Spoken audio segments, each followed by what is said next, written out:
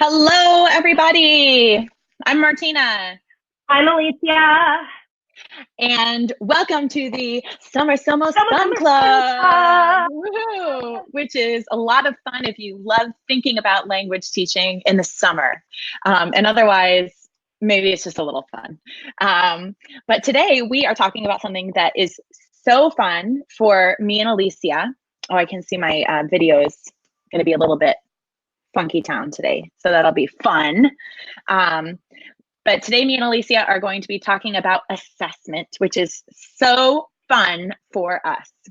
And what's particularly fun about it is the lens that we're looking at it through, which is assessment hacks and hope for SOMOS. So how can you, what is assessment going to look like in SOMOS, and how can you simplify your life? By the end of this, I know that assessments are included in SOMOS.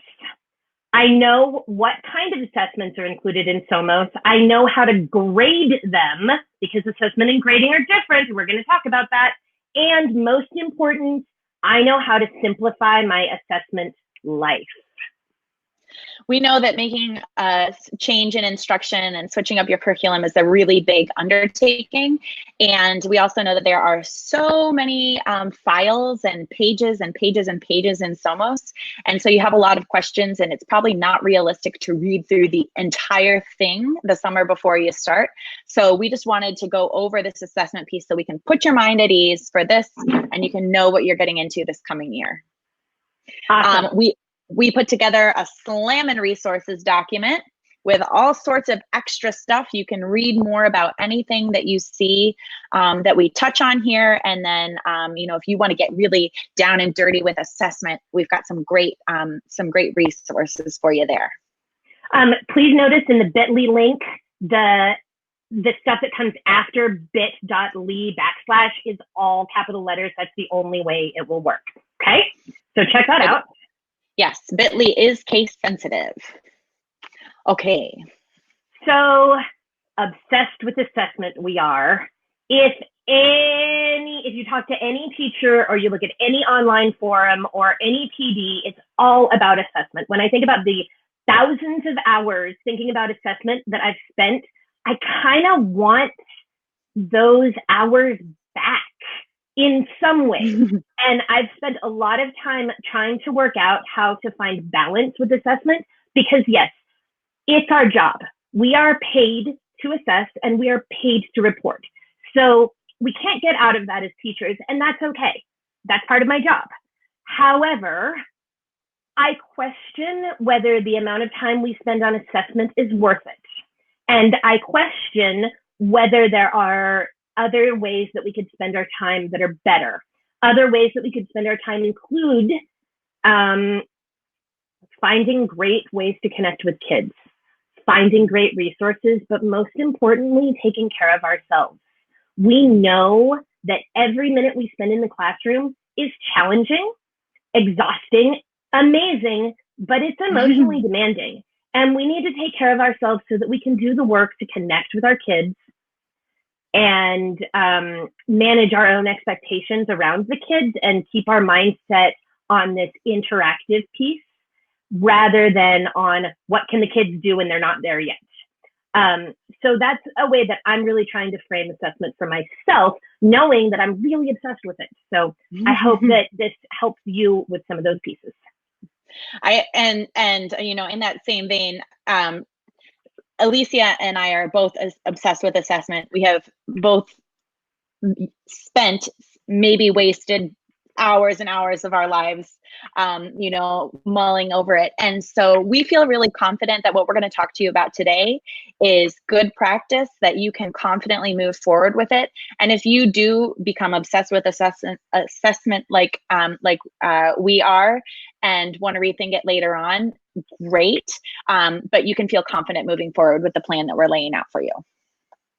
We can learn from babies, and it's really important when we're talking about assessment to keep in mind what are reasonable expectations. I think I said this before, but I want to repeat it because it's really important. I have never met a teacher, including myself, who doesn't overestimate what the kids can do and what they should be able to do. And I think that should be able to is kind of dangerous territory with language acquisition. So think of it like this. Babies have more than 20,000 hours in the target language before they ever start formal schooling, say in kindergarten. Think about what we ask of kindergarten kids. We ask that they start to develop a love of reading. We ask that they communicate. We don't ask that they use complete sentences, correct spelling, or any of those things. It's not developmentally appropriate. Now look at how much time we have with students. 400 to 600 hours throughout a 4-year course, if we are lucky. In my school, between 7th and 8th grade, I have about 300 hours with them, and that's it. So what can I expect from kids after 300 hours? That's May of 8th grade. So I need to revisit what are reasonable expectations. Keeping in mind through this whole presentation, that thought, like what really is reasonable given the time that we have with our students. We are going to be talking about assessment in this presentation, and then also about grading and how they're different and what they look like. So purposes of assessment. We assess our students so that we can observe what each student knows and can do in the target language. We assess students so that they can be aware of their progress toward the goal of knowing or being able to do something. And in this case, it's communicate in the target language. And then a third purpose of assessment is so that the teacher and the student, so that both of us can, look at what we've observed, and then we can plan instruction and invent interventions accordingly. However, there's a real big problem with this, and that is that the answer is very simple. No matter what we learn, what interventions we plan, the answer is always, always, always more input. So maybe it's more input on a specific thing, but what we know about language acquisition is that learners go through stages, and we might be able to speed up that stage that they're in, but we can't skip them out of it. So all we can do is give them more input. So remember, whatever you learn from your assessment as you're looking at student work, as you're reflecting on what you can do differently, the answer is always more input. Whoop, whoop. Which kind of makes it simple and easy, right? You don't have to try to come up with crazy interventions and responses to instruction. It's just, you always have the same answer. So hooray for simplifying your life. Okay, so that's assessment. So assessment is about, observing how students are doing, moving toward a goal, and then considering what you can do to keep them moving on, more input. Grading, however, I think is most, in my mind anyway, I feel like that's the much more complicated part of things, because, grading makes things high stakes, and it adds a lot of pressure, and I think brings in the yucky stuff. We'll be talking about it in a little bit. So the purpose of grading, both Alicia and I, we accept the purpose of communicating student performance. Students want to know, should know, how they're doing, how they're progressing toward the goal. Parents, they're entrusting their children to us every day. They have a right to know how their student is doing, moving toward a goal. Administrators, they've hired us to do a job. Okay, hopefully it's not tied to our pay, but they have a right to know how are our students doing and moving toward their goal. So we understand, like, people need to know how students are doing, for better or worse.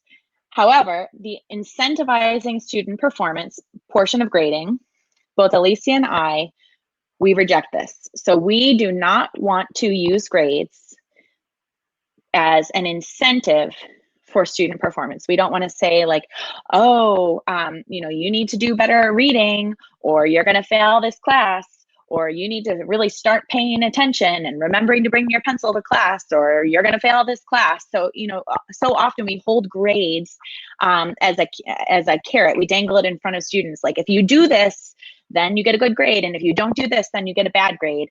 And we don't like that.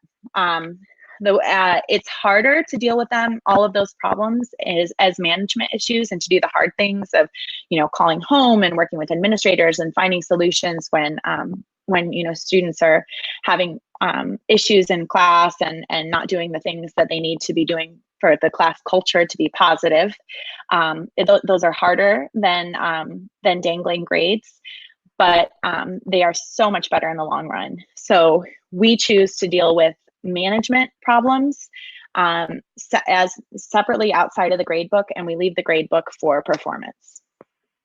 Would you agree with that, or is there anything you'd like to add? I just say that if you're in a place where you have used grades to incentivize, I have done this. Sometimes I forget and I still do it. It's okay. Be compassionate with yourself, okay? We're not saying that you're a bad teacher. What I think we're saying is that this is our evolution as we are obsessed with assessment, to try to use grades for one purpose and one purpose only. Yes, we want communication with the grades. And we'd like to share this quote with you. No research supports the idea that low grades prompt students to try harder. How much research? No research. Super important. And I want to point to you the source. This is from Educational Leadership, which is a leadership magazine produced by ASCD. It is from 2011, so it's not the most current. But this is a reputable peer-reviewed source, I believe. More often, low grades prompt students to withdraw from learning. To protect their self-images, many students regard the low grades as irrelevant or meaningless. Others may blame themselves for low grades, but feel helpless to improve. And that's from a citation from a study in 1992. Okay, so, this idea that incentivizing students with grades, it really is false. The idea that you can say to a student, do these things so that you get a better grade, or don't do these things and you'll get a bad grade. It doesn't help those students that are struggling in class. And, that was my experience as well. I tried all sorts of different, especially with participation grades. I felt like I was always failing with that. I had all sorts of different things that I tried to get students to incentivize them with grade-based things. And it seemed that the most effective things were always connection, finding ways to connect with those students, connect with the important people in their lives. And that was how student grades on performance were able to go up. Okay. So a big question, a mindset shift question for assessment is, does this really have to be graded? And we are going to be talking about this later as we really get into the hacks. But there are so many things that we grade as teachers that really, really don't need to be graded I'll say graded for quality or correctness. I understand, I was in a school where we did need to have a record of something in the grade book. Like if we did it in class, it was supposed to be in the grade book. So I just graded it for completion. And that was so easy to do. You could just flip through a pile of papers and you could see, of the 33 kids that were in class that day, 2 of them didn't do it. 2 didn't complete it, and so they maybe got like a 2 out of 3 instead of a 3 out of 3. But there are so many things that we do that don't need to have a grade attached to them. So I would encourage you to really look through what you've done in the past, and then also as you start getting into SOMOS, and there's so many different activities, and considering, gosh, do I really need to? What value is there in me scoring this? And to clarify, scoring means looking at it and seeing how many are correct, how many are incorrect. Thank you. As opposed to they did it, they didn't do it. And I have to say, to put it in really concrete terms, now I grade maybe 1 thing per unit for completion because I need to get a record in the grade book, and I report. So I report 1 thing for completion, and I report assessments. And that's it from the SOMOS units. It's so much simpler because we all know we have too many preps and we have a lot of things on our plate. I'm adding another grade level and another prep next year. I don't want to be grading more. Yeah. Because whenever you get more prep added, you don't get more prep time added. Your time stays the same. All right. Formative assessment and summative assessment. So think back to your teacher prep program. And I want to share with you that I once got a job because I could accurately explain these two concepts. I think they're really important. They're not just edubabble. So a formative, and this is a great metaphor, formative assessment is when the chef tastes the soup. It's along the way. Oh, yeah. A summative assessment is when the guests take the soup. It's the final. The chef can't add anything after that. So there's a lot of formative assessment opportunities in SOMOS.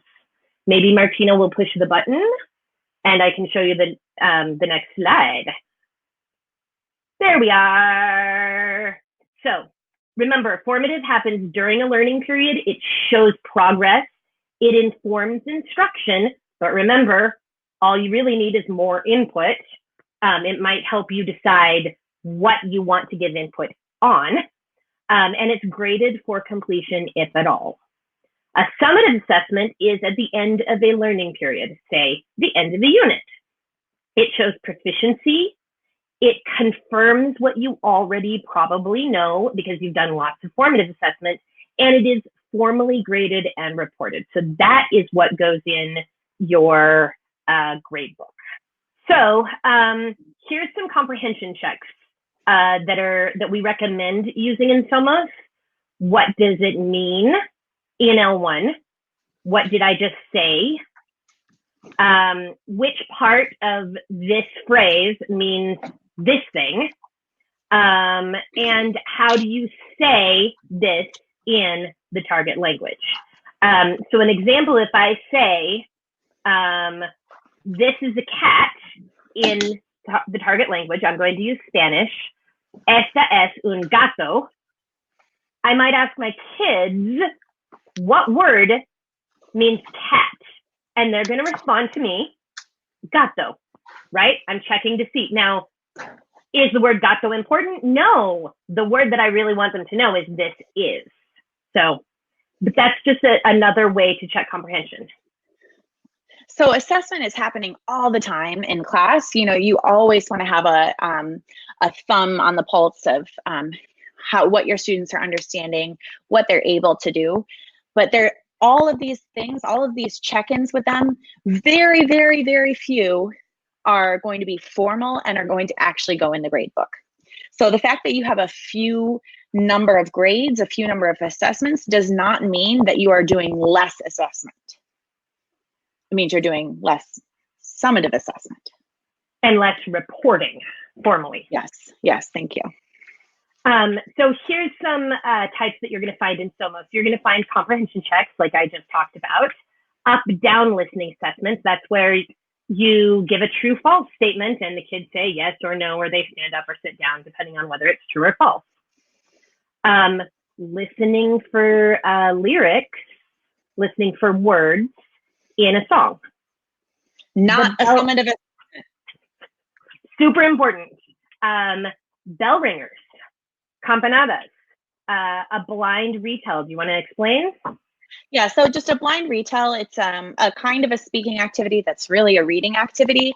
And I think that when I first started as a language teacher, I was like, oh, well, anytime that my students are speaking, you know, that's kind of an opportunity for me to be checking in and, you know, grading them on how they're doing. And that's not the case.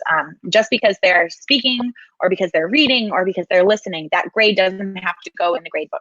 So these are just all examples of things that you do in SOMOS that we do not intend for you to put in the gradebook as a, what was the word you were using, Alicia?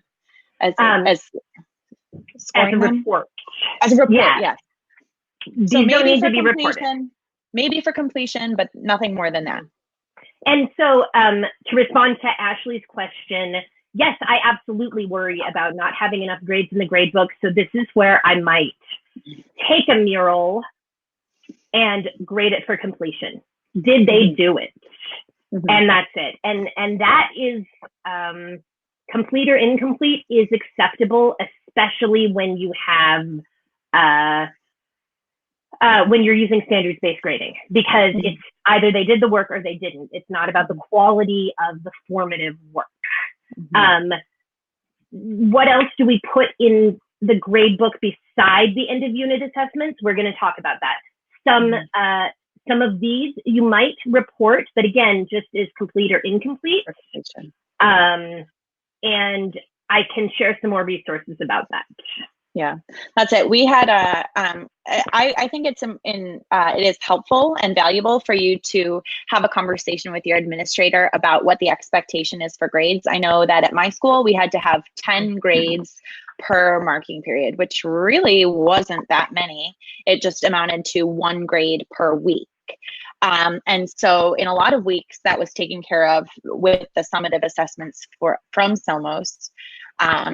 And then in other weeks, I would just throw in a completion grade for an activity that we had done. And honestly, in almost every class, I had more than 10 grades because I just had some extra completion things in there. But have that conversation with your administrator. And then even if there are parents that are giving you a hard time about it, that are saying like, gosh, you don't have enough. How can you give them a final grade? You've only put in 10 grades in the grade book. Then at least you can say, well, this is the requirement. This is your administrator will be able to back you up. So I think that it's a good idea to have that conversation with your administrator. Plus, your administrator will think that you are amazing for thinking so purposefully about your grading. Absolutely. I'm seeing a lot of questions and comments about being required to have different grades. And Carla, 12 grades per week. That's a really unique situation. And let me cogitate on that, because that's going to require a lot of creative thinking on that. I mean, I would say that, first of all, that's crazy. So solidarity, because even just the time that it takes to put in grades, that's a lot of your time. And then just completion stuff. I mean, even like usually with the bell ringer, like we had to do a warm up in class every day. And so I would put in a grade for the warm up every 2 weeks. So like over the span of 2 weeks, had students done it every day, and then it was like, I counted it as complete. Had they only done it some days, and then I counted it as partially complete, or did they never do it and that was not complete? But you could do that every day. You could just say for one of your grades every single day, and then that would be 5 grades. Like, did they do it or didn't they do it? And that's a fairly easy thing to do. But yeah, that's a hard situation to be in. I'm sorry. Yeah.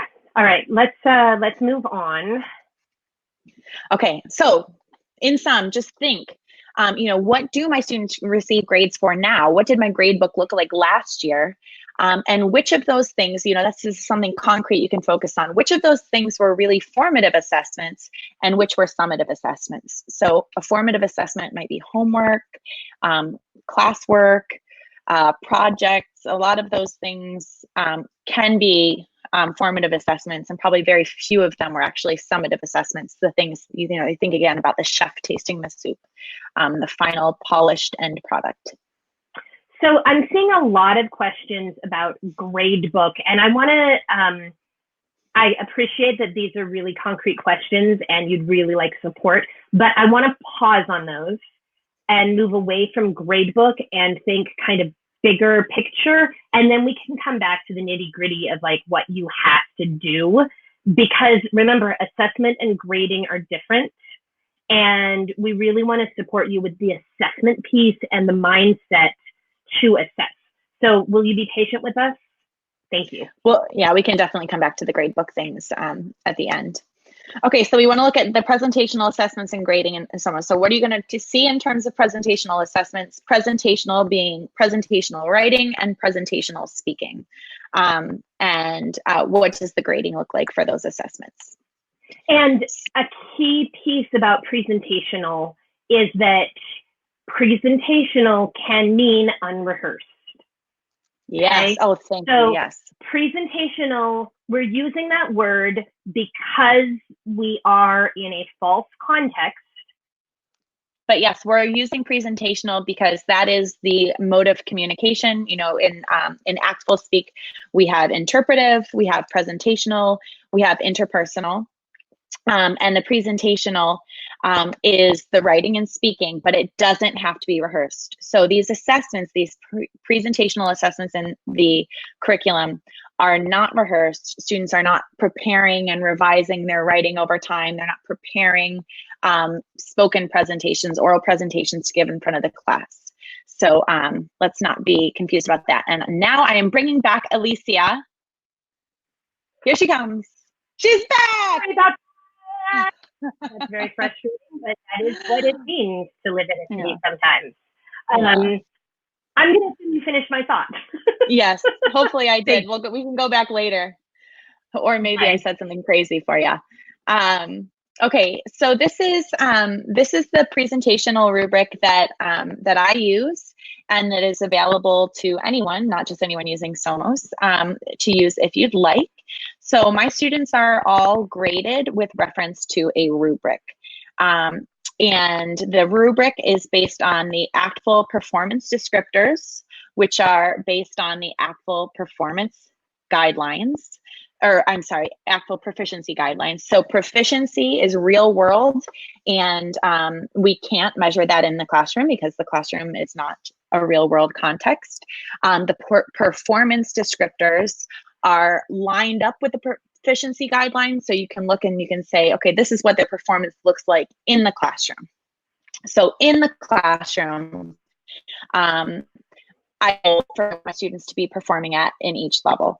And so for level 2, here I could say, I think it's pretty reasonable for me to say that all of my students can be performing in the presentational mode at intermediate low. So using a variety of words and phrases. Oh, there's Warner's alarm again. You can, using a variety of words and phrases on familiar tasks, topics, and activities, and elaborating a little bit, stringing together simple sentences to express thoughts, combining words and phrases to create original sentences. So that intermediate low, which I set, if you look at this rubric, which I set at proficient at a B, that I think is a very reasonable goal for all of my students to attain in the classroom. In the real world, they're not going to be performing at intermediate low, but in that safe space of the classroom, that is a reasonable goal. And so you can download these performance descriptors for free on TPT. The link is in that bit.ly link we showed you at the beginning. Although I haven't updated it yet. I updated this, but I didn't upload it yet. So you can download it now, and then you'll get a notification when it's updated and ready to re-download. But just, it won't look exactly like this when you download it. When I first started teaching, I had no idea what a reasonable expectation was. And after 5 years of using SOMOS, this is what I've found to be reasonable suggested performance targets. And I've had this confirmed again and again with other teachers and in workshops that this is a suggestion, but it's not a bad one. So for the end of year 1, an advanced student might be performing at a novice high, and a proficient student might be performing at a novice mid. For year 2, advanced is intermediate low, and proficient is novice high. Now, I want to emphasize that it's really important that whatever performance targets you set, that they be reasonable for even your most struggling student, because language acquisition is not something that we can control. It's something that is different in every individual. And so grading students on their performance can seem kind of unfair because it's something that's within you. And, you know, when we're providing input and letting students' brains do the processing and letting language acquisition happen as it will happen, you know, how can we hold them accountable to that? And that's why we say, like, this novice mid, if you look at the descriptor for novice mid, it is so reasonable for a student who is being flooded with input in class every day to be able to use a limited number of words and phrases for common objects and actions, even if they're repetitive. You know, that is a very reasonable goal. And so a gradebook is not the time to, where I'm at is that, you know, a gradebook is not the time for me to try to reward students that are doing really well in the class, or to try to set apart the levels of aptitude of the students in my class. It's a chance to reward students for, I know I don't want to say reward, that's a bad word. It's a chance to just demonstrate what students are able to do. And if I set an expectation and I say every student in this class, I want them to be performing at, intermediate high by the end of the year. And if that's not realistic for every student in my class, then that's a real bummer, because I've just completely shut down every student that would be a challenge for, and they're not going to want to keep taking my class, and our lives together are going to be miserable, and they won't become lifelong language learners. Success builds success, and we know that. So I want students to be successful. One thing I tell them, and I've held true to this for 5 years now, I'm very proud of myself, that, and I forget who I learned this from, but at least 80% of the students should receive an 80% or above on every assessment I give, or I have not done a great job. I also believe that I should be able to predict what most students, like I shouldn't have too many surprises when I give assessments, because I've done all the formative work. So those are two things when I'm thinking about assessment that I really believe are important.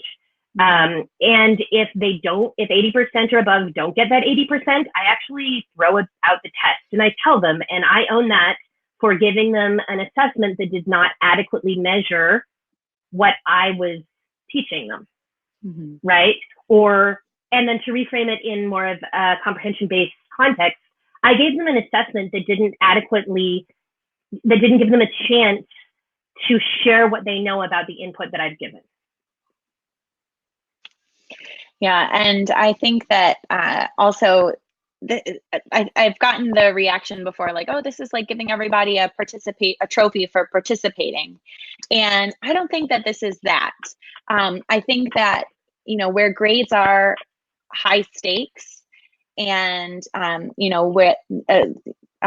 keeping in mind that quote that Alicia shared earlier, that no research supports that giving that low grades incentivize students to work harder, and in fact have the opposite effect. It's not helping anyone to punish students for low performance in class. All right, let's move on to what this is what you're going to see in a performance assessment in SOMOS. So this is from SOMOS 1, Unit 2. It's a writing assessment. Oh, wait, there's no assessments in SOMOS 1, Unit 1. Why is that? Oh, thank you. Because they only have had like a few days of language. So I think, it just seems so crazy to assess students on how they can perform in the language when they really don't have any language yet. They've just started their study. So I understand that some teachers do need to put grades in the gradebook. And so I would say there are a few different activities in SOMOS 1 Unit 1 that you could grade for completion. But I really would encourage you to not put in an assessment grade for SOMOS 1 Unit 1. And then, as you'll see, this is a formal assessment. This isn't intended to be like a little fun activity that you do. This is supposed to go in the gradebook as a summative assessment, and it is so simple and not stressful. My students love doing this storyboard. You can see at the bottom there's questions that are there to help them think through the language that they know that they have at their disposal. So it's just very simple, and even this simple thing can be a summative assessment, and is in SOMOS. Here's an example of another summative assessment in SOMOS from a later unit. It's just a prompt with the rubric, and the students write. You'll notice that in this one, there's some language given to help students express what they need, which is appropriate because they may not. This is a kind of a nonfiction, not a silly story writing. This is an opinion piece. This is part of Unit 5, so theoretically students have had a couple months, maybe in my class, like 4 months of language at this point. And they need to write 50 words. And we would like to see some specific language used if they can, but I'm not measuring them on whether they can use those words. I'm measuring them on how understandable they are and how they meet those performance descriptors. I'm sorry, I'm seeing that we missed a bunch of questions. So I show, I include all of the rubrics that the performance rubric, the performance targets rubric at the beginning of the year with the syllabus. So that is something I show it to students, I show it to parents, it's available to everyone, we talk about it. And then definitely when they first get their first grade using that rubric, you know, we look at it again and help them to understand, because it is quite a bit different than what they'll be seeing in other classes. And then, yes, everything that we're showing you is adaptable. So the performance rubric, it is editable, and the updated version that I'll be uploading either today or tomorrow is going to be much more easily editable. It's going to be in slides instead of as a document. So you should have an easier time editing it. But 100%, like you said, your school's passing grade is 70. And so definitely play with those percentages. Whatever you need to do, it's there. It's a working document for you to use and adapt as needed. And for projects, I do no projects. Oh, we lost Alicia again. Oh, she's back again. This is fun. This is fun, Alicia. It says, yay, sorry about that, guys. I know. It's like multiplicity, because every time that you come back, it's like Alicia 2, Alicia 3, Alicia 4. So now we're on to Alicia 4. Awesome. Yeah, so I was just saying I don't do any projects. And then I don't know if that I do was in reference to that. But I do no projects. Yeah, so I think that projects are a bit of a mind shift. We don't necessarily need to go into them now. I'm happy to refine extensively about projects and my thinking about projects. And but can we table that one, Joel, and we'll come back? No. And then there was the question about classes that meet every day having different performance target levels than classes that meet every other day on the block. For me, in my experience, we did a modified block schedule, and to me it seemed like seat time was seat time. So if you're seeing them the same amount of time, you know, they're getting the same minutes of input. And so I didn't see a difference in that. I think definitely modify, I mean, you can modify them anyway, even if you're seeing your students for the same amount of time as Alicia and I are. But definitely if you're seeing them for less time, then you'll want to really look at that and see if it's still reasonable. Presentational speaking. You will notice that there are not presentational speaking assessments in SOMOS. And so Alicia, do you want to talk about yes, why you don't have those? So this was a real shift for me I made after about a year when I realized that speaking was coming so late and I had a lot of learning to do. So first of all, this silent period is a real documented period in a language learner's life, whether they're first language or second or 20th. It lasts a different amount of time for every person. It's very individualized, much like your own rate of language acquisition, but the silent period is there. And so for many reasons, I don't assess speaking, and there are no speaking assessments, certainly in year 1, really in year 2 as well. There are some options, but I don't, first of all, speaking always comes last. So I don't want to assess it. Second, I know that they need a ton of input. Oh, Alicia. This is the day. Okay, so yes, so speaking assessments, you're not going to find them in SOMOS 1. We do give suggestions if you need them. You can look up speaking cards, but that would be something that I would encourage you to, that would be one of those assessment pieces that I would encourage you to spend time thinking about. and just considering when it would be fair to start holding students accountable for their performance with speaking. Okay, so interpretive assessments. What are you going to find in SOMOS? So this is an interpretive rubric. I started sharing this last year, and I'm just recently really building it into the curriculum.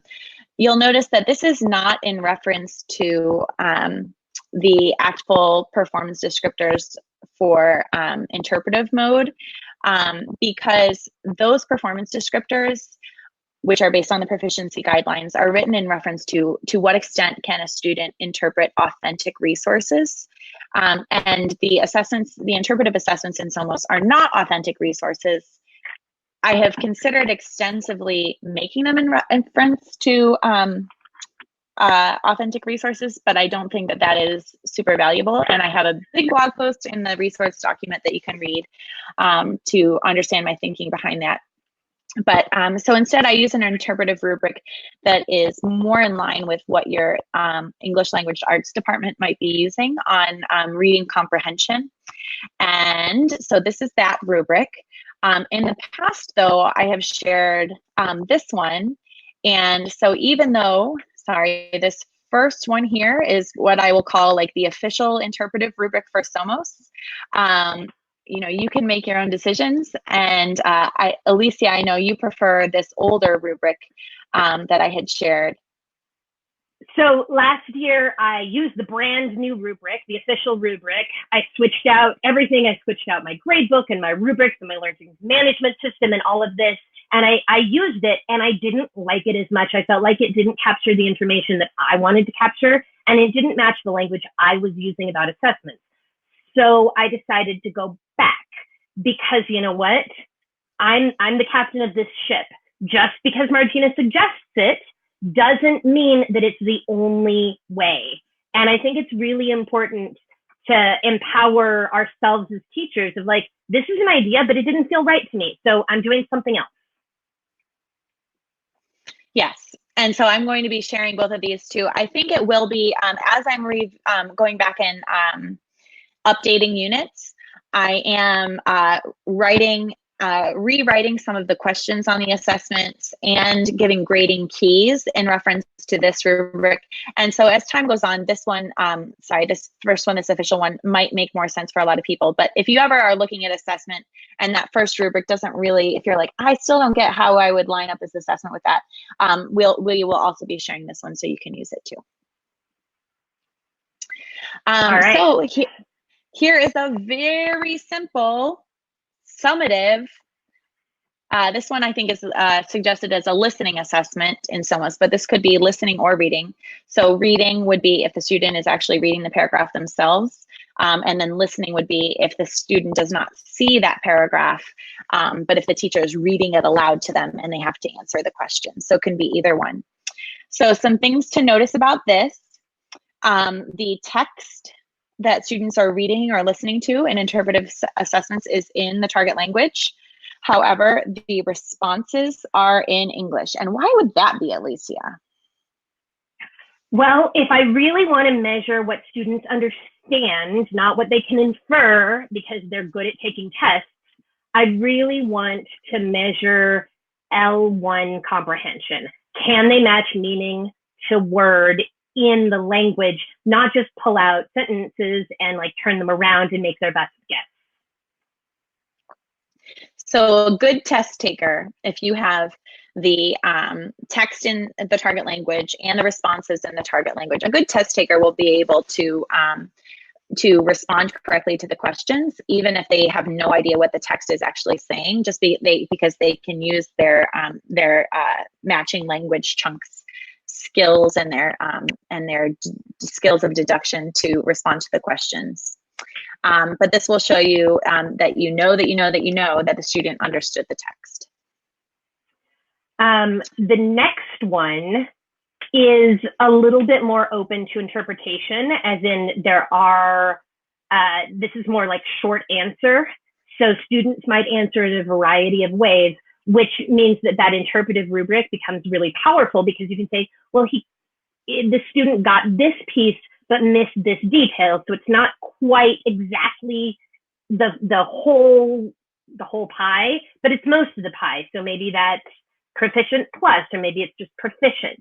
But again, they have to be able to understand the words in order to respond in English. Mm-hmm. And if you were to make them respond to these questions in Spanish, well, now it would become a productive assessment as well.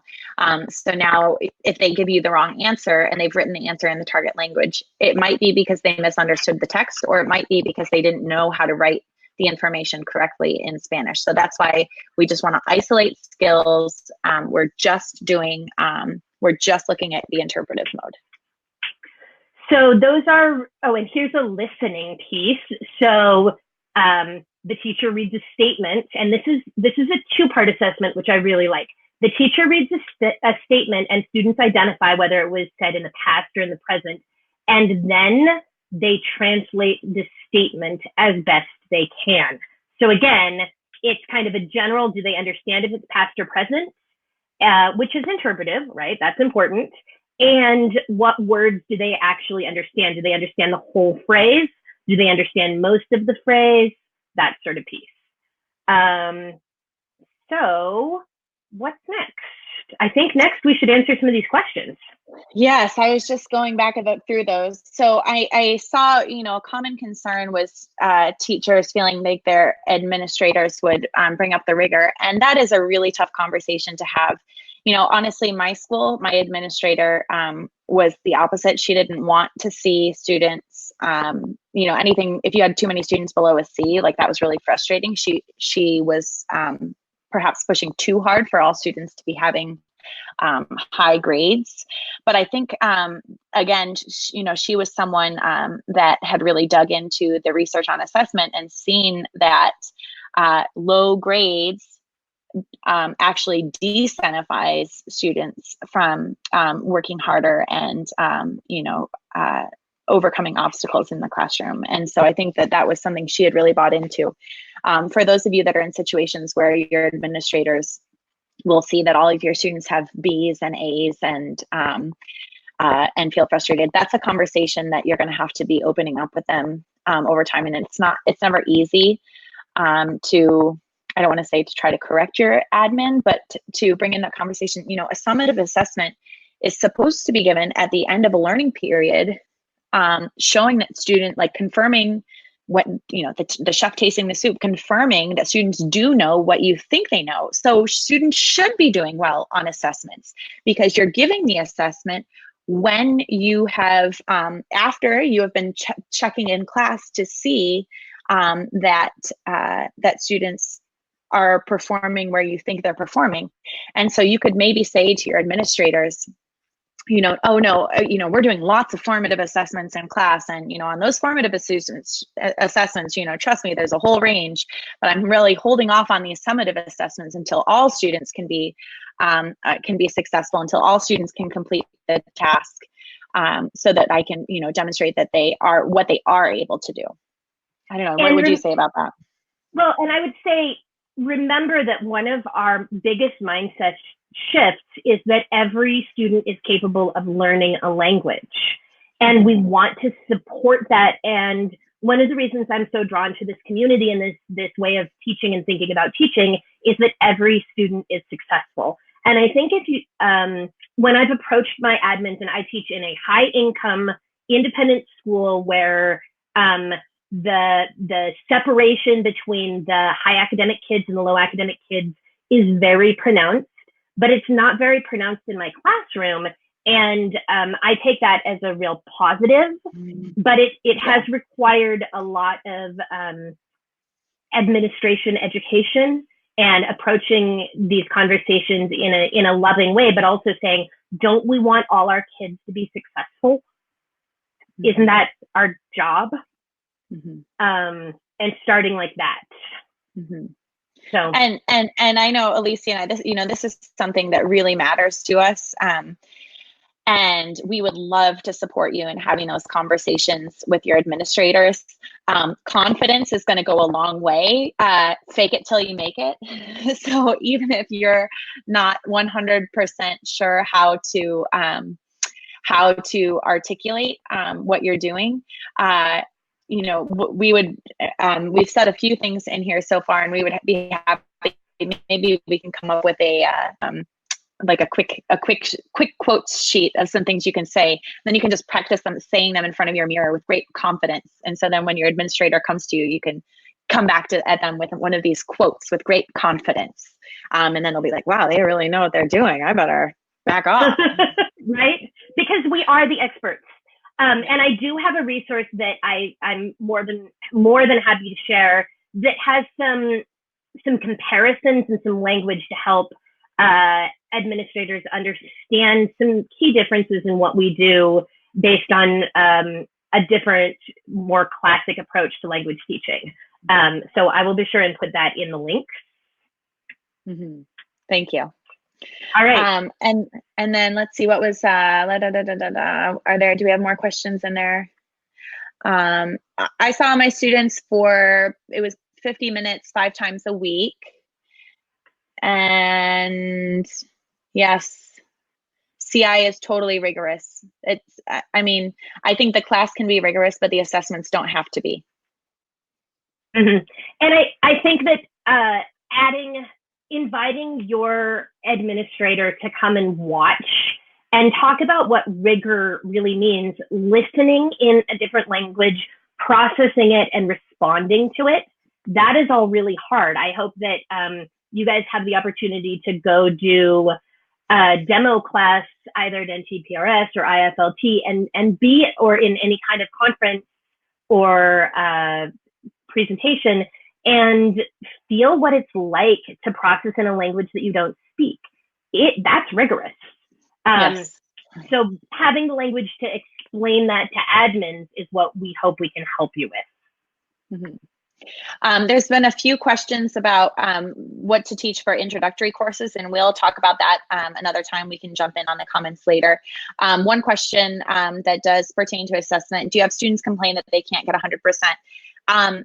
That is where, like, you can take the rubric and adapt it to what you need. And because of how my school's grade book worked, we would put in a letter grade and then it would convert to a number grade. And if I put in an A, it would convert to a 95. So in my school's grade book, you couldn't get 100%. So that's where you have to take that rubric and line it up with what the grading system in your school looks like. Another teacher asked what about if you have to have common assessments for your, if all teachers have to have like assessments? Well, then yeah, you obviously won't be able to. You can still probably use the SOMOS assessments and count them in the grade book. But you'll probably also have to do your department assessments. And so I guess, I mean, it is what it is.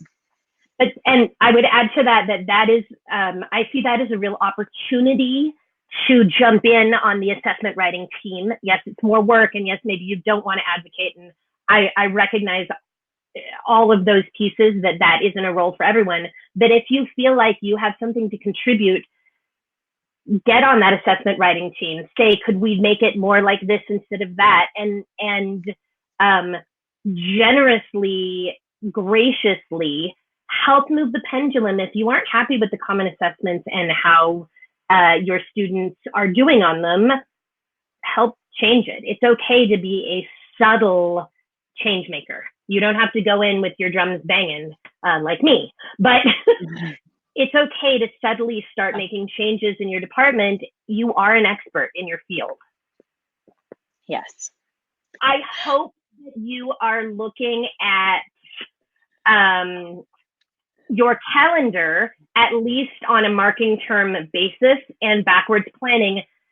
When do you have to have those assessments? When do you have to have your calendar? Like, when do you have to have your grades in the grade book to report so that they can be printed and sent home, all of that. So first, look at your calendar and make a plan. Is there a certain number that you have to get in? And think about when those might be. So even if you only have midterms and finals, I also have a final date. I don't have finals to give, but I need to make sure that I have enough grades in the grade book by then. And then I make a plan. It's a loose plan, but this is kind of what it looks like for me. Do you want to go ahead and go on to the next slide? 2 rubrics to rule them all. Simplify your life and only use 2 rubrics. That's it. Now, it might be 2 rubrics for every level. So you might have a different level for your level 2, then your level 1, then your level 1A, whatever it is that you teach. But keep in mind that you can use a presentational writing assessment and an interpretive assessment rubric, and that's it. Mm-hmm. And they're available in TBT. So for writing, the first thing that I suggest that you do to make grading SOMOS easier is plan ahead. Don't give a writing assessment to all 5 of your level 1 sections on the same day. Spread it out as best you can. That's really important because it's a lot of reading. 30 short essays is still reading 30 short essays. So try to spread it out as much as you can. You don't have to give a writing assessment every week. Also very important. You don't have to give a writing assessment every unit. Oh. Or you can give it, but you don't have to grade it. Yeah. Although you do have to be careful with, you don't have to grade it, but I would say at our school, we were required to read everything that our students wrote. And so even if we didn't grade it, score it, in reference to a rubric, I still had to read everything just in case they wrote something that showed something about, them being in danger or someone else being in danger. So, so even with the completion thing, anytime they wrote, I really tried to limit when I was having them write things that I was going to be collecting. Yes. I do not have that requirement, and so if you don't, I fully suggest that you take advantage of the skimming technique. You don't have to read every word, but yes. So the first one is plan ahead, know what you can write, or know what you're going to grade ahead of time so you don't get them all on the same day. The second hack is put the rubric directly on the page and just mark it as you're grading, because it makes it go faster, first of all, which is our point. We want it to be fast. And all the information is right there. There's no need to look back at anything else. I do not suggest using a rubric on the computer to grade, even though that's available in many learning management systems when you initially grade it. And the reason for that is that it takes more time. It's a lot faster to just mark an X on a piece of paper than it is to do all the stuff. No matter how fluent you are with your learning management system, it still takes more time. Mm-hmm. And, we've, Alicia, you said that you were talking to someone who had a different opinion about putting the rubric directly on the page. And so something to consider about that. Do you want to discuss that? Yeah. The wonderful Lori Clark said, this is perhaps a concern because then kids their affective filter automatically goes up and they start wondering if they can achieve or not. And that made me really reconsider this. And I've come down to, yes, that is a really important point.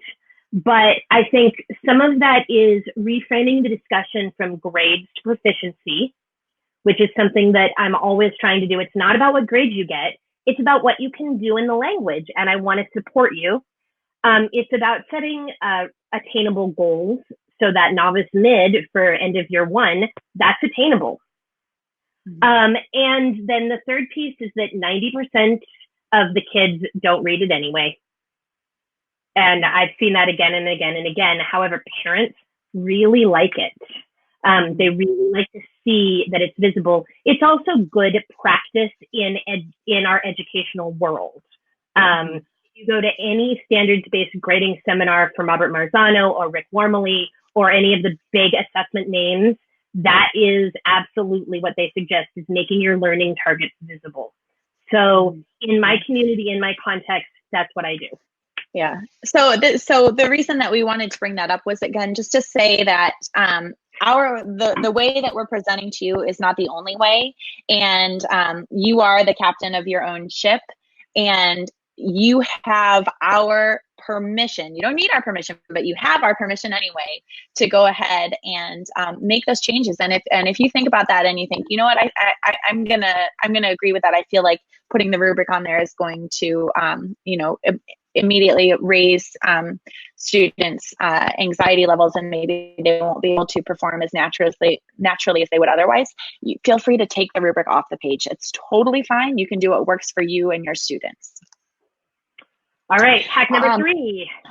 First, someone did ask, any plans to create a midterm and final? There are a bunch of midterms and finals options out there. Some I created, and then a lot that other teachers created based on, how many units you've gotten through. So definitely look at that document, the resources document that we referenced at the beginning of the slideshow, and we've put the link in here a couple times, and you'll find some options for that. Be consistent. Use the same rubric. This was one change I made about 2 years ago, and I just committed to using 2 rubrics. And the time savings alone was like hundreds of hours from my perception. It was probably like 40 hours, realistically. It made a huge difference in not trying to have a rubric for this and a rubric for that. It's a writing rubric, a listening and speaking rubric, and that's it. Keeping it simple. This is one of the questions that came up. So don't mark errors. Don't mark errors on anything. And this is really important. There is zero research that supports that giving feedback, giving corrective feedback helps learners acquire in any language. And this has been repeated in study after study after study.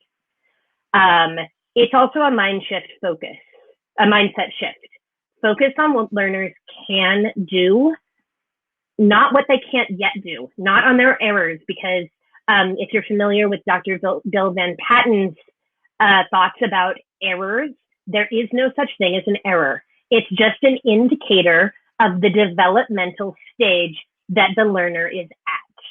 So think about what they can do. Isn't it amazing that they can make a sentence in the target language? So it's wrong, so it's hard to understand, but yet you can understand it. And we're very lucky that our professional organization, ACTFL, has written the performance guidelines with this in mind. Totally. What can they do? But you do want to give some feedback, maybe. I do, sometimes, not all the time. So you can write a smiley face or a star to say good job on something. I have some kids who started to experiment with the subjunctive. How cool is that, you guys? It was so cool.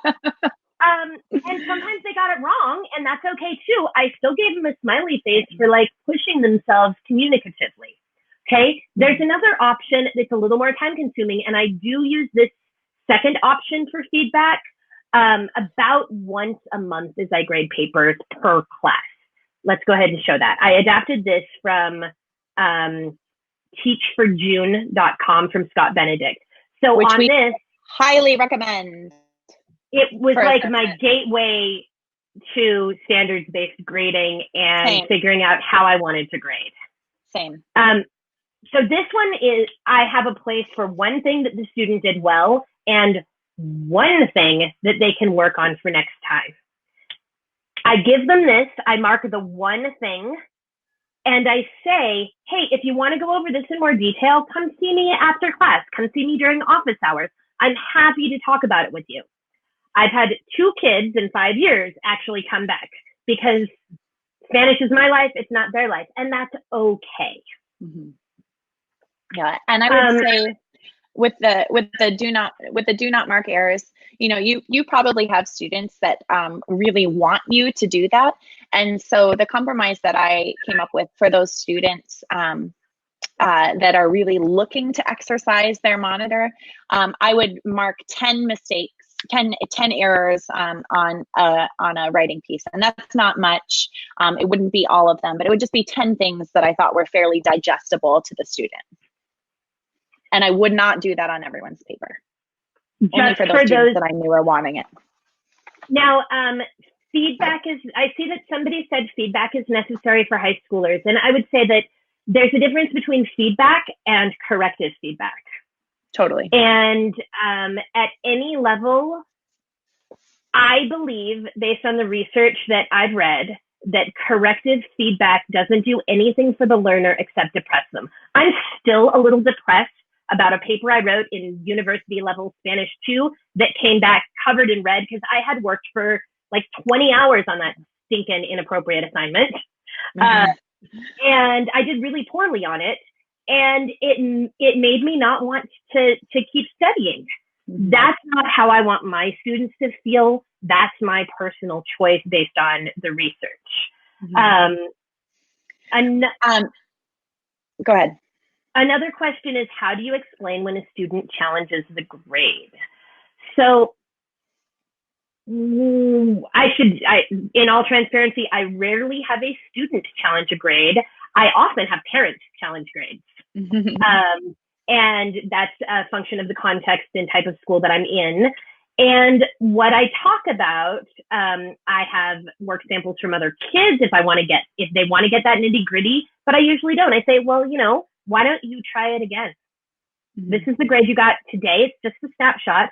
Why don't you schedule a retake? So that's how I handle grade challenges. I think that's a great option is offering the retake. And for me, having the rubric was so freeing with that because, if I knew my rubric well and I was really great, marking based on it, like there's not really much room for discussion. Like either they're the writing is described by this or it's described by that. So I just didn't get many challenges. But like Alicia said, if they do find something that you could maybe like fight over, first of all, I would say like, is it really worth fighting over? And then second, just have them do a retake. Yeah. Which we'll talk about. But the other piece is I make mistakes. Absolutely. And I own that. So if a student says, I don't think this is right, I am going to listen to them and I'm not going to assume that I'm right. I am going to share with them, like, thanks. Let me take a look at it again because maybe I was in a really crummy mood or, so I do want to own that I'm human and I can make mistakes. But as Martina said, generally they can just try again and that's okay too. That's good perseverance mindset, right? So someone said, and I'm sorry, I can't see names when you're commenting. So someone said, do not agree with retakes. And I totally appreciate that. And again, that's something that you as the captain of your own ship, you can determine, but this is where I'm at. And this is why I always allow for retakes. I am grading what they can do in the language, and what they can do in the language is always growing. We are building throughout the whole year. So with interpretive and with presentational mode, with both of those things, if a student has gotten a low grade on an assessment earlier in the class, and I know, oh my gosh, this student, they performed at novice low on that presentational assessment, but that's not, they're not a novice low kid, like they're a novice high kid, then 100% I'm going to let them do a retake to prove to me so that, we have the evidence that they are, and that so that the grade book matches where they actually are. And because they're progressing during the year, I set those performance targets early on, and it's going to become easier and easier and easier for them to meet them as they build their language skills.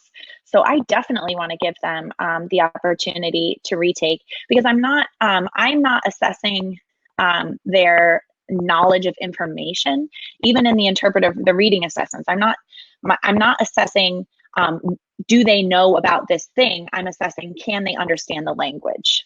And so retakes for me 100%. And if you disagree, that's awesome. Good for you. Truly. That wasn't It's up to you. The other thing I would say is that not all of our students have food. Not all of our students have shelter. Not all of our students have electricity. And it could be that the day they took that quiz, their mom went into the hospital. It could be, you know, there's a lot of reasons that, like, super legitimate reasons why they bombed an assessment. And I want to make sure that as I create connection with my kids, that I give them the opportunity to show what they can do despite circumstances that maybe aren't great. We are going to talk in a little bit about some really practical ways to allow retakes that don't make you crazy, because there are some guidelines that I think as teachers we need. So I saw one awesome comment that I love. You said, you don't circle the errors. I don't understand how to not correct errors. No, this is for anything. So yeah, I don't correct errors. And let me see how quickly I can find, if I go back to, if I look at something else, I can find quickly. So again, all of the writing assessments are in reference to a rubric. Where is the presentational one? Okay, so here's like a small version of it here. I am just marking where they performed on this rubric. And it doesn't require me to mark errors. I can just say, oh, this is what you're able to do. This is what you're doing in this writing piece just now. You know, you're using familiar words and phrases on familiar tasks, topics, and activities. Awesome. We know that no amount of explicit instruction can cause students to acquire language. Students acquire language. They progress in their language proficiency through input. And so when we are circling errors on exams and we're pointing out to students mistakes that they're making, that is not helping them to acquire language. The only thing is more input. So everything I do, I want to just focus my time on that, focus my resources on that, and focus students on that. That I don't want them to say, like, to get caught up in the form of their language. I want them to focus on the meaning and how can I use the language that I do have to communicate my ideas, not how can I try to I don't know, reach for language I don't have.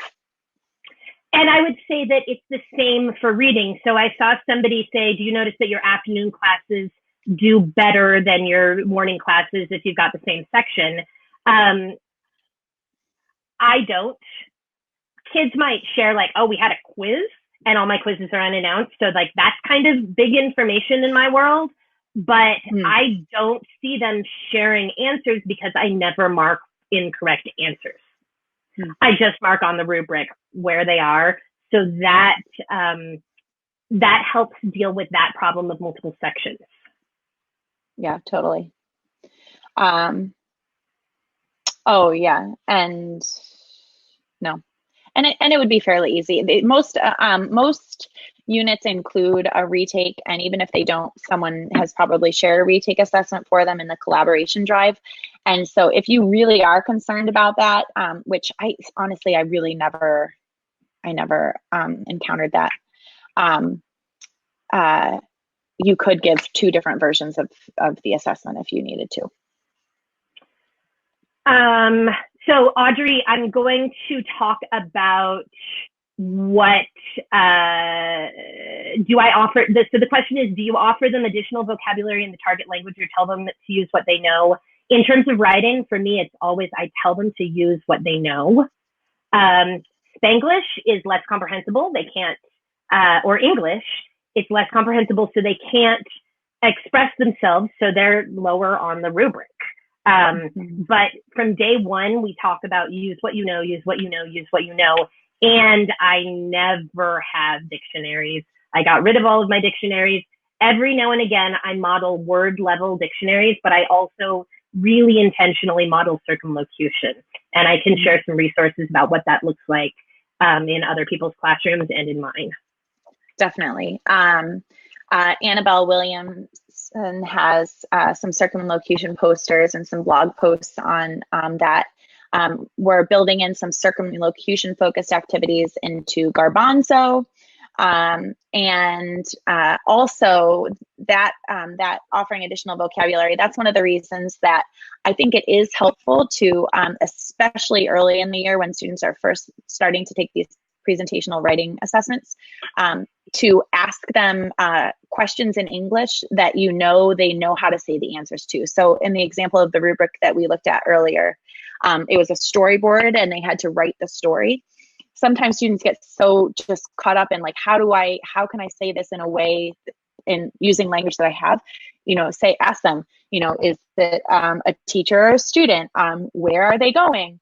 And so if you write out those questions in English, they'll be able to think, oh yeah, I do know the answer. I know how I could describe that in Spanish. So they can come up with their own story, but they have those kind of, those prompts to help them activate the language that they do have in their heads. Or better focus on what they do know how to say.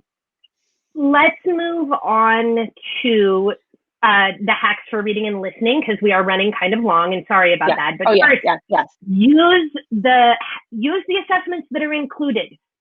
Look ahead, as we said in the unit overview, read the plans, figure out what are the assessments, and don't accidentally give those as readings if you plan to use them as assessments. I've totally done that, so I understand how it happens, but do that planning ahead. Now, the first reading and listening hack is keep it short. 5 questions will give you as much information as 20 questions if they're good questions. And if you're keeping the reading really short, then 5 questions is enough. So the other piece is that every time you give an assessment, it's time away from input. So with the exception of reading, that's input, but it's not you checking. So just consider that all the time you spend giving assessments is time you're not spending on giving good comprehended input. So keeping it short is better for language acquisition. Yeah, I would say there is no reason for a reading assessment or a listening assessment in your class to ever take up a full period. You can be teaching the vast majority of that period, and that assessment could take 10, I don't even want to say more than 10. I mean, 10 to 15 minutes. It doesn't need much time. 5 questions is enough for you to understand if your students understand the text. And honestly, if they don't, if they can't read it in a short period of time, then that is telling you something about their reading comprehension. And so that, would factor into their grade on the assessment. So yes, keep them short. Sweet. The second assessment, and we've talked about this already, assess comprehension in L1. It's easier to grade, it's easier for them, and it gives you a lot of usable data. What can they really understand and what can't they? So that's on there. We talked about that a little bit earlier. Moving on to number 3, use the same rubric. Again, it can be that simple. Use the same rubric and then you develop your own idea. Same thing, don't mark errors. Marking this question is wrong. And one thing I find when I'm working with other teachers on like, how do I actually grade this assessment? You might have a student who gets most of it right, but one thing wrong. So then if you're looking at grading like answer level, do you give them half a point? Well, is it worth 10 points? So now it's that question, there's only 5 questions, so that's worth 1 point. You get into a lot of time-consuming math, which doesn't tell the story of their proficiency. Advanced proficient developing, that tells the story of their proficiency. You understand most things, but not everything. That's a lot easier. And then you don't necessarily have to have those conversations about, why did I get half a point off on this answer? You can free yourself from that if you choose. I encourage you to free yourself. Free yourself.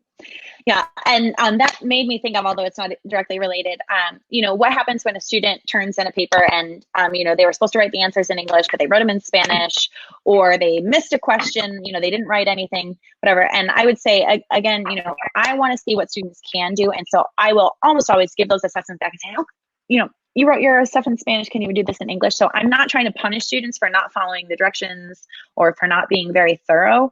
I want to deal with those separately, as work habits issues, but not, for me, those don't go in the gradebook. I might ask a student to, hey, could you come in quickly and just like talk to me about this? Yeah. If you've ever read anything by Rick Wormeli, he'll talk a lot about like hunting kids down and making them do a retake, because from his perspective, it's his job to find out what they know, and he needs to go to whatever length that means. And to some degree, I agree. Mm-hmm. Before we move on to retakes, I do want to address this question about 504s and IEP accommodations. So the way I handle it in my class is if I know that I know the students who have accommodations. So generally, depending on if their extra time accommodation is extra time, I do one of a handful of things. One of them is after a quiz, I have kids have their reading book or a reading under their chair so they don't even have to get up and get it. And when they're done with their quiz, they read. That works for me because I already have free voluntary reading as a practice in my classroom at that level. Another thing and then everybody just reads until everybody is done, and that's input. So I feel okay about that. Another accommodation that I make is if I know a student is not quite done, but they only have one more question, I might just say, hey, it's okay, don't worry about that question. The third thing is I might say, can you come into office hours? Can I meet you and we can extend your time? And in my community, that's an appropriate question. It may not be in your community, but those are the three ways I've dealt with that piece. Mm-hmm. So someone asked, they said, I have to give each assignment a point value. I did too. So these rubrics, they don't have point values on them. But if you go back and if you look at the performance targets rubric, it has it all lined out to like what the letter grade is, what the descriptor is, and then what would actually go in the grade book as a point value. So you can assign a point value to the different performance descriptors. Mm-hmm. So, and then again, because for people that joined us later, this question keeps coming up about whether the assessments are included in SOMOS. Assessments are included in all of the SOMOS units for level 1, and I'm working on building them into level 2. Whether you purchase the whole curriculum or you purchase them on their own, you have the assessments. And please do, if you joined us late, please do go back and watch the beginning of this video after it's done live, because there's some really big things that we want to make sure you understand at the beginning of this video. Shall we move on to retakes? So we've talked a little bit about it. They allow students to retake mastery. We know that everybody acquires language at a different rate. If you have kids, you know that, right? Like you've lived it with your own children. And retakes can be done without making you crazy. So this is how I've learned to handle it. And this is adapted directly from Rick Wormley's work in allowing student retakes. Go ahead to the next slide. So first, set a hard deadline. Anything that comes in after this time, and for me, it's like 8 o'clock on a Thursday morning, 8:10, too late. And kids know that. Interpersonal assessments, like I said, we're going to come back and talk about retakes. Interpersonal assessments are not included in SOMOS. I do tons of interpersonal activities. There are tons of interpersonal activities written into the plans, but I do not recommend you assessing them formally. And we are not going to talk about why here today, but I would love for you to look at that resources document we shared. There are some blog posts that I've written about it, talking about interpersonal assessments and why those are not included in the gradebook. So Alicia, I just went forward and talked about interpersonal assessments, and now I'm going back for you to talk about retakes. Thank you. Okay. So look for retake options in the curriculum and in the collab drive. There's lots and lots of assessments. Students needs to communicate intent to retake and make a study plan. So they can't just show up on like Tuesday at lunch and say, I want to do a retake. No, they need a plan. And part of that is so that you can have something ready for them and you can decide for yourself if it makes sense to give them a retake. The study plan, easy. It's always go back and read something, for me at least. And then they need to actually show up and retake the quiz. They need to do it before the hard deadline. If they miss it, unless they have a really good reason, like dog died, that's it. They get one chance. I'm pretty strict about that. They've already had a chance, but I want to give them another one. So I want to talk about what the hard deadline means very specifically. To me, the hard deadline is the last possible time and date that I accept late work while still making my own grading deadlines, while still honoring my own time. I have a job and a life and a family. So it's really important that I don't go above and beyond in a way that infringes on my life for the students, because they were, I don't know, saying not to take my exam and want to take it later. However, I also want to give them the opportunity to fail and try again, because they are just kids. Doesn't matter what age, they're still just kids. So for me, a hard deadline is usually 2 to 3 days before I have to turn in my grades. And that gives me enough time to manage everything. Mm-hmm. I think that's totally reasonable. And again, with retakes, everyone's going to arrive at a different conclusion. Someone asked you to use the same quiz. I would never give the same quiz twice. Mm-hmm. Like we said, we do have like these 5 question quizzes. And so just to give the same one would be totally crazy, because they could very easily memorize everything. So I always give them a different version of it. And then for presentational writing, for writing assessments, a retake assessment for me often will just be like, do a 5-minute or a 10-minute free write. Because again, I'm looking at their performance holistically. What can they do in the language? Not what they can do in with the language in regard to a specific topic. I want to know, period, how can they perform in the language? So often, just a free write is sufficient for a retake, and it simplifies my life. I don't have to come up with something crazy. Listening and reading is a little bit harder. I do need to come up with something, but again, that can be as easy as translation. Like tell them something, just talk in the target language, and then have them tell you what they just said. Have them tell you what you just said.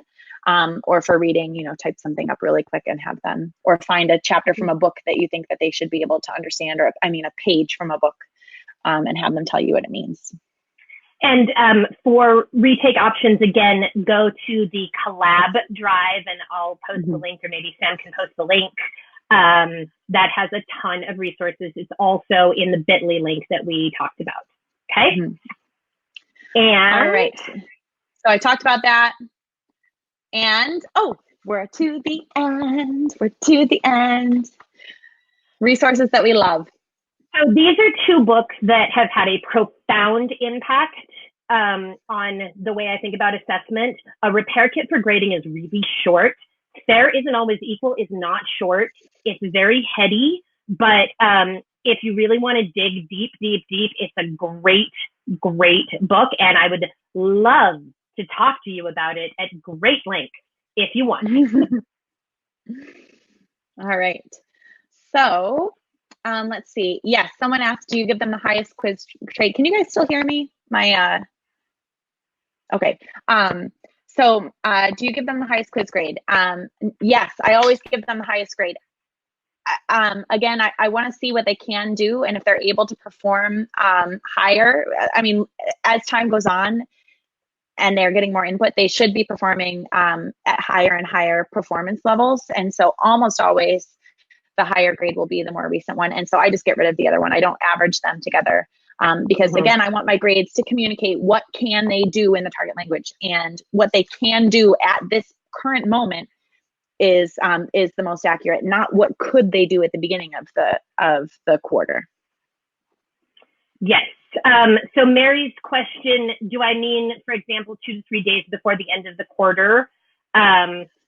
Absolutely. So it might be a week or 2 after I've given, to me, the hard deadline is really right up until I have to turn in my grades, while still allowing me time to do what I need to do and not work extravagantly late. I hope that makes sense. I think this is a really good question from Mildred. Do I give retakes to students who are obsessed with getting A's and not happy with B's, who qualifies for retakes? This is something I've really had to examine my own beliefs on, because I used to be like, you got a B, that's good enough. Well, why can't they strive for more? I do let anybody do a retake. However, I do also try to make sure that students remember that their rate of acquisition is totally dependent on their brain and totally dependent on the amount of input that they get. So it's a better use of their time to get more input. And I'd love to have a conversation with that student about how to help them get input at their level that's going to help them grow that language rather than have them take another test. So to me, that's really about reframing the conversation from grades to proficiency. And the only way you can grow your proficiency is more input. So I take those on a one-on-one basis. Yeah, what I would often see is that I didn't get a lot of retakes through the quarter. And then, you know, as the quarter came to an end, that 2 or 3 days before, I got a lot of retakes. And that actually was helpful to me because I could kind of plan for it. Like I would plan a class period at the end of every quarter that it wasn't lessons, it was just retakes. And that was a way that I simplified my life and, you know, respected my own time, but also respected my students and gave them an opportunity to show what they were able to do. So they knew like it was usually 2 or 3 days before the end of the marking period, that class period would be retake day. And that was also, you know, I have students that can't get to school early, that can't stay at school late. And so that was a way for them to have an opportunity to take those retakes. And they would just do one in the same period. I love that. I love that recognition that not everybody can come to office hours or not everybody can give up their lunch hour to do something. That's important for us to remember. Yeah. I think that we have hit all of the questions that we're going to hit, and boy, we have gone long. So thank you for your patience. Yes. And please, let's keep the conversation going because as you can tell, I'll talk about it forever. So I'm giving us a hard cutoff. And thank you for joining the SOMOS Summer Fun Club. And next week, Alicia is not going to be with us. Alicia is going to be living her best life at NTPRS in Chicago. So if any of you guys are going to be there, please look up Alicia. What sessions are you doing? I'm doing a session on secret input, which is a reprise plus more of what I did at Actual this year. And I'm also doing a session on story asking, how to manage some of the consistent problems that people have with story asking. And I'm also coaching. So please come talk with me in the coaching room. We have coaching pods where you can get individualized support and feedback that is all positive. It's very, very positive. Don't be afraid. It's how I have grown as a teacher more than almost in any other way. And we also have just come and sit down and ask some questions, which I'm happy to do with you. So I'll see you there if you're at NTPRS. Yes. And if not, she'll be bringing some of her little tidbits of wisdom to our story asking session in August. So next week, we are going to actually have Summer SOMOS Fun Club on Wednesday, same time, but a different day of the week, Wednesday the 10th. And that is going to be with Carrie Toth and Christy Placido, and we're going to be talking about novels and what does reading novels look like with SOMOS? What can it look like? So I'm really excited about that. Although I will be so sad that Alicia is not here. Sorry, but we'll be back.